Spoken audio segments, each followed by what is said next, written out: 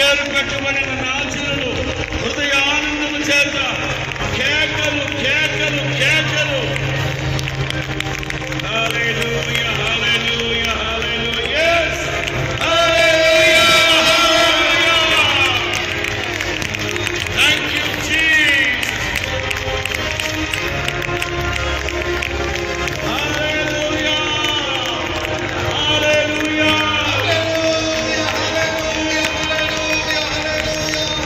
అందరి చప్పట్లు కొడుతూ హల్లెలూయా హల్లెలూయా హల్లెలూయా హల్లెలూయా హల్లెలూయా హల్లెలూయా.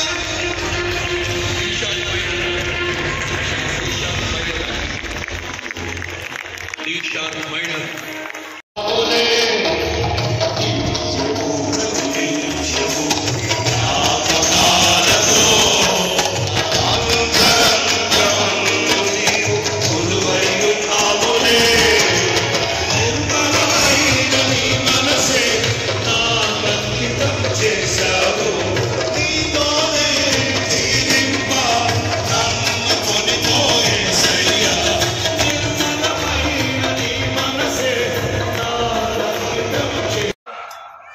చాలా మంది దైవ సేవకులు కూడా స్తంభం మీద నుండి అప్పుడు నేను విజయ్ ప్లేస్ లో కూర్చోవాలి. విజయ్ జరుగు విజయ్. నేను ఈ సేవలో ఉండలేను, నా వల్ల అవుతుందా, నేను ముందుకు వెళ్ళగలుగుతానా లేదా అని చాలా మంది దైవ సేవకులు కూడా కనబరావట్లే ఈడగొత్తా. పరిచర్యలను విడిచిపెట్టి, దేవుడు వారికి ఇచ్చిన స్థానాన్ని విడిచిపెట్టి, దేవుడు వారికి అనుగ్రహించినటువంటి సహవాసాన్ని విడిచిపెట్టి స్తంభం మీద నుండి అప్పుడప్పుడు కిందకి దిగిపోవడానికి ఇష్టపడుతూ ఉంటారు.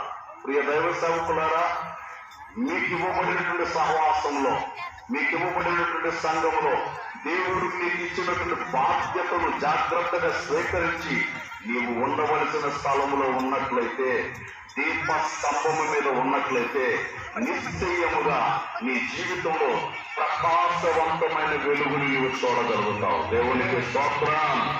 హల్లెలూయా. ఉండవలసిన చోటలు ఉంటే నువ్వు ప్రకాశిస్తావు.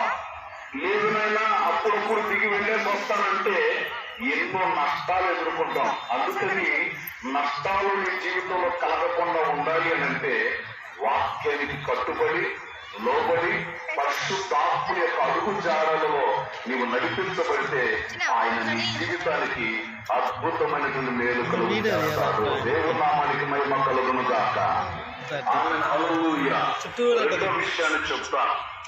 రెండో విషయం, అసలు దీపం ఆరిపోవటానికి కారణం ఏమిటి? బలమైనటువంటి గాలి. బలమైన గాలి దీపమును ఆరిపోయేటట్లు చేస్తుంది. బలమైన గాలి అంటే దీనికి సాదృశ్యం ఏమని పెట్టుకున్నానంటే కష్టాలు, ఇబ్బందులు, అనేకమైనటువంటి ఆవేదనలు